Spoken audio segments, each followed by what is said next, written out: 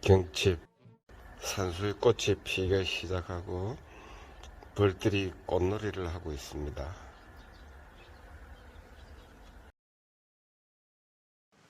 꿀벌은 태어나서 얼마나 살다가 죽을까요?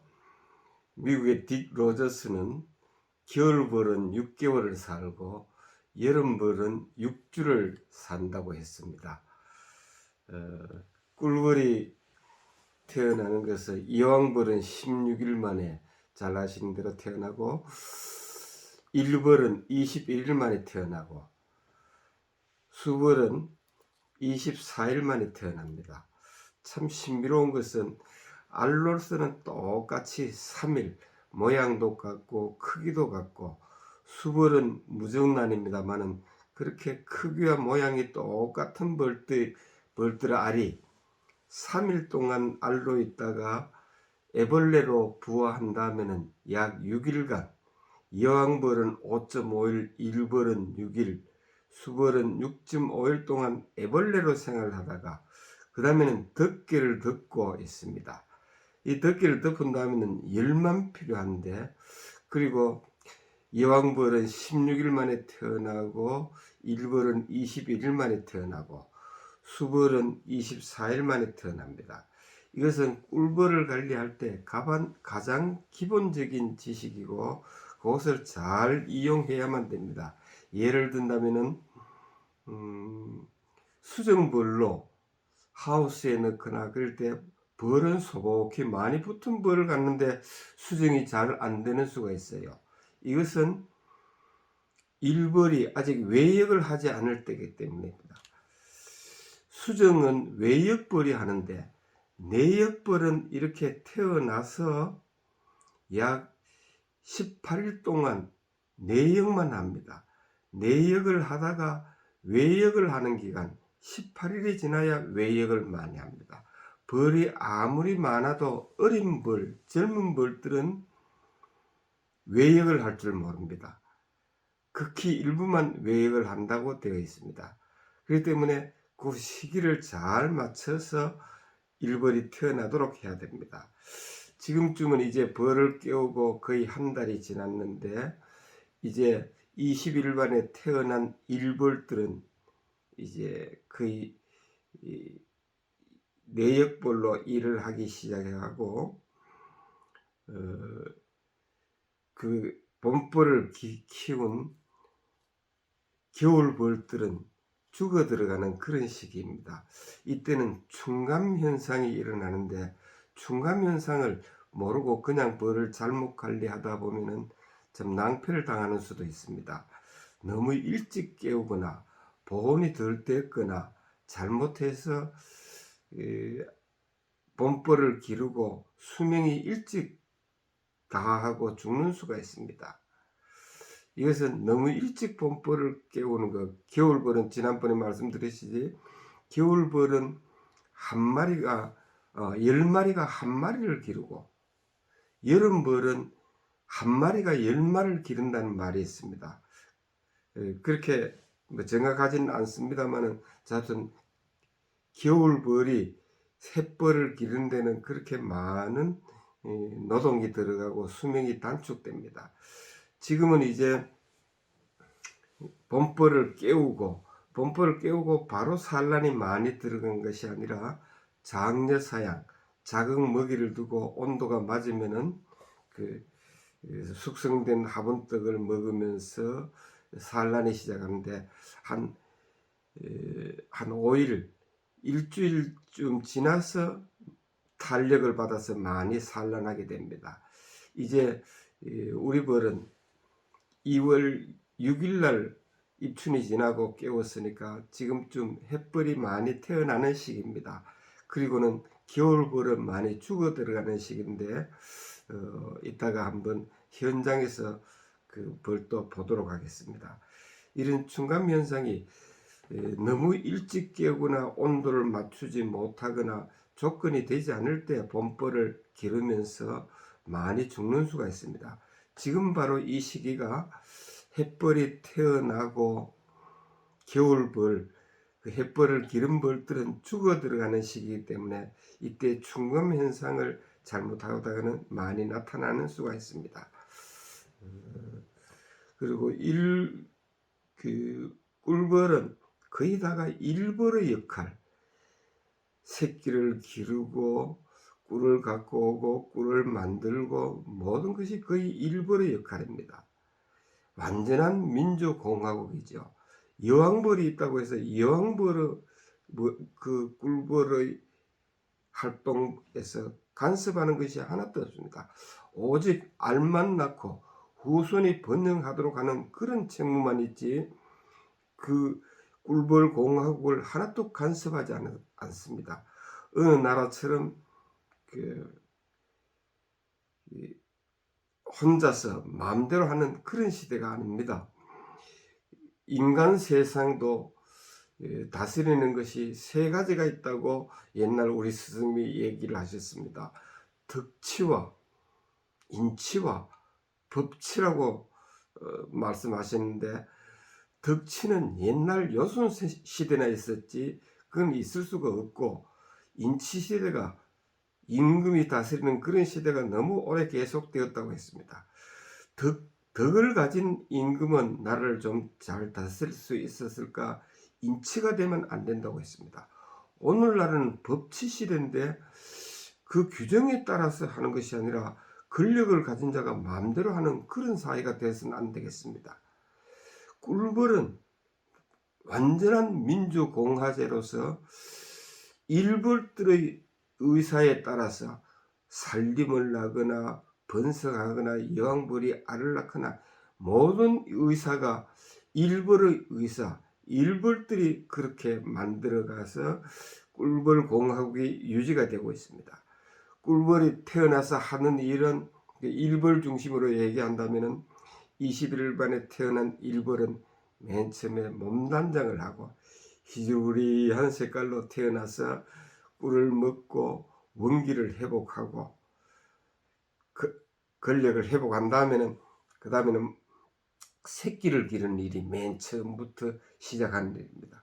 로얄 젤리를 작은 양을 분비하면서 새끼를 기르고 청소도 하고 이왕벌이 알을 잘 낳도록 시중을 들고 호위를 하고 간노를 하고, 그러다가 꿀을 반추하는 일, 이 반추라는 표현은 한자용은 조금 현학적이고 어려운 말입니다만은 꿀 효소를 섞어서 넥타를, 꽃꿀을 우리는 꿀이라고 그냥 부릅니다만은 꿀벌이 만들지 않으면 그건 꿀이 아니고 넥타일 따름입니다. 그 반추작용으로서 수분도 줄이고 꿀 효소가 섞이고 이렇게 해서 꿀을 만드는 그런 일을 하고, 밀랍을 분비를 하면서 집 짓기도 하고, 또 열을 내고, 육아 온도는 35도고 꿀벌이 날아가면서 꽃꿀을 수집하는 온도는 29도나 됩니다. 그 다음에 봉독을 생성하고, 이런 내역 일을 하다가 18회 18일이 지난다면 외역을 합니다. 맨 처음에 저도 처음에 꿀벌들은 꿀만 가지고 오는 일이 그들의 역할이라고 알았습니다. 그러나 더 중요한 일은 꽃가루 바지입니다. 꽃가루 바지가 양봉인들에게 주는 그 꿀이라든가 꽃가루라든가 이런 수익의 143배나 간접적으로 자연에 봉사한다고 했습니다. 그것이 143배 이익이라고 미 농부성에 보고가 됐습니다.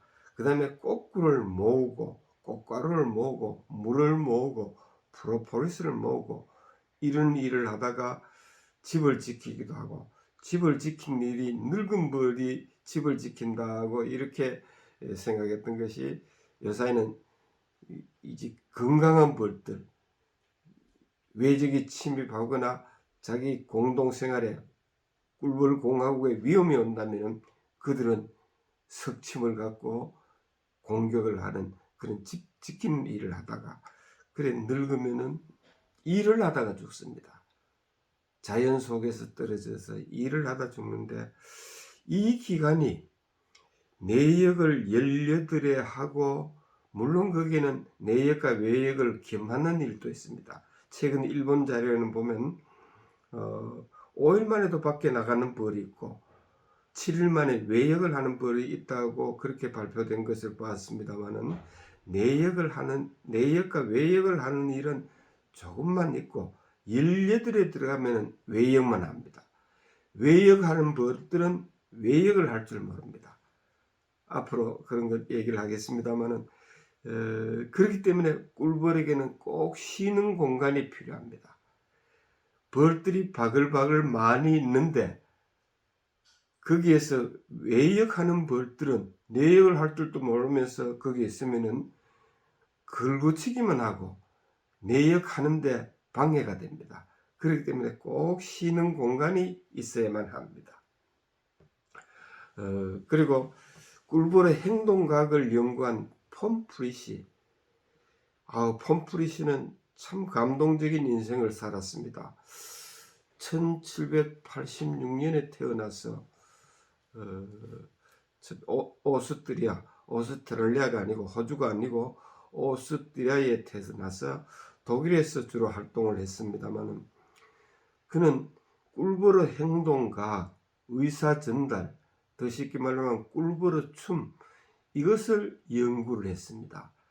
25년 동안 연구를 해서 그는 1972년에 노벨 생물학상을 받았습니다. 그 61세에서부터 85세까지 25년 동안 연구를 하고 86세 되던 해에 노벨상을 받고 96세까지 살았다고 했습니다. 그 시대에 참 장수를 했죠. 꿀벌을 바르게 연구하고 꿀벌의 먹거리를 먹기 때문에 그렇게 오래 산지도 모릅니다. 그가 연구한 것 중에는 꿀벌의 춤, 의사전달, 이 쉽게 말하면 꿀벌은 그들이 먹이를 발견하면, 꽃가루가 많은 곳이나 꿀이 있는 곳을 발견하면 지 혼자 그것을 먹으려고 감춰두는 것이 아니라 집에 돌아와서 동료들에게 전부 전달합니다. 전달하는 수단이 원무, 동그랗게 춤을 추거나 팔자춤을 춥니다. 원무는 최근 일본 자료를 대양봉가요 저술가인 백형수 선생님이 발표한 자료에 의하면은, 일본 자료는 70일이 되면은 70m까지는 벌통에서 70m까지의 먹이가 있다면 들어와서 빨리 나가봐 하면서 원무를 친다고 합니다. 원무를 치는 건 이렇게 방향을 바꾸는 수가 있습니다만은, 원무를 빨리 나가봐, 가까이 우리 꿀이 있어, 꽃가루가 많아 하고 원무를 격렬하게 친다고 합니다. 도봉이 생길 때를 보면은 그런 현상, 이 원무를 치기 때문에 막 도봉은 금방 많은 벌들이 몰려오는 그런 현상을 봅니다. 이것이 원무를 치기 때문입니다. 그리고 이 사이는 그 공동 사용을 하는 수가 있는데, 100m 아니라 한 50m 그 안에 둬도 됩니다. 물이 더 많은 것이 좋죠. 어떤 분들은 설탕 한 포에 물을 서마를 붓기도 한다고 합니다.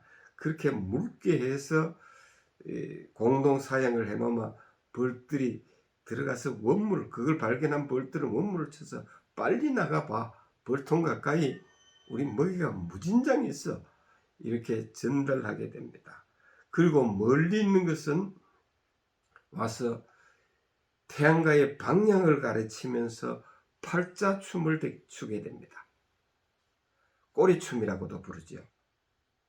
이것은 태양가의 방향을 가르치고 꿀의 양까지도 가르치고, 이것이 팔자춤을 추는 것을 다른 외역봉들은 그것을 보고 있다가 알아들었어 하면 외행 나가게 됩니다. 이렇게 해서 꿀벌을 기르게 그 안에서 생활하게 되는데, 정말 단체 생활, 모둠 생활에서 가장 모범적인 생활을 하는 것입니다. 지금은 이젠 봄벌에 자극 사양도 하고 온도도 적당히 줘야 되고, 특히 물을 공급을 많이 해야 됩니다. 영양이 많은 화분떡도 주고, 꽃가루떡을 저는 우리말로 바꿔서 자꾸 부릅니다만은 우리말이 아직도 저가 서툽니다. 그리고 잘 숙성된 화분떡에다가 잘 숙성된 꿀, 영양제도 요새는 줍니다만은 이런 먹이가 조건이 좋을 때 탄력을 받아서 산란을 많이 하게 됩니다. 지금부터는 산란이 많이 하는 꿀벌 기르기가 요점이 되겠습니다. 현장에서 말씀드리도록 하겠습니다. 그리고 제가 유튜브를 시작하는데 서툰 것도 많습니다. 그리고 강의 요청도 많이 있어서 저는 고민을 좀 하고 있습니다. 이걸 전부를 공개하면은 강의에서 중복되고 그런 것이 있었는데, 아니, 유튜브도 하면서 강의도 하고 책도 필요하고 SNS도 필요하다. 끝없는 반복이 있어야만 자기 지식이 되는 것입니다. 그리고 실제로 체험을 해봐야만 체험적인 지식, 그것이 완전한 지식이라고 생각합니다. 앞으로 지금은 대세가 SNS에서 유튜브인데, 구독도 많이 해주시고 많이 한번 지적도 해주시고, 그렇게 해서 완벽한 그런 자료가 되도록 노력하겠습니다. 감사합니다.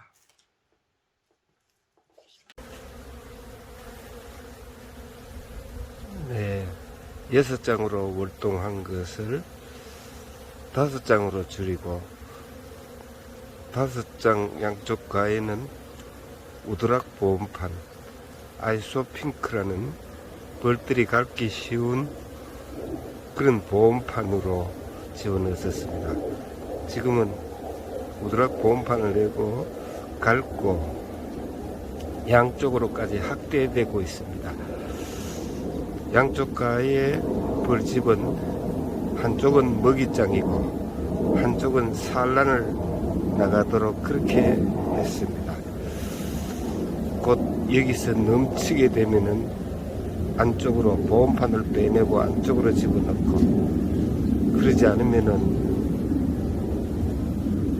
넘치게 되면은 봄철에도 분봉열이 일어나는 수가 있습니다. 아직까지는 보온을 열심히 하고 산란이 잘 나가는 조건을 만들어야 되겠습니다만은, 봄철에도 강구는 분봉열이 생기지 않도록 조심해야 합니다. 또 꽃가루떡을 2개 얹었습니다.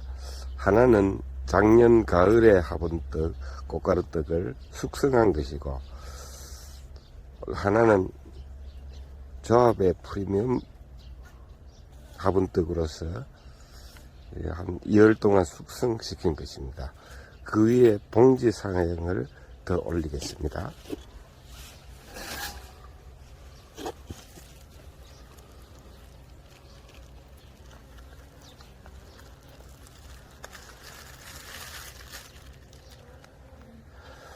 봉지 사양은 팽팽하게 주기보다도 한 3분의 2쯤 넣은 다음에 공기를 빼내고 압축이 되어서 터지지 않도록 하는 게 좋습니다. 바늘로 뚫을 필요는 없습니다.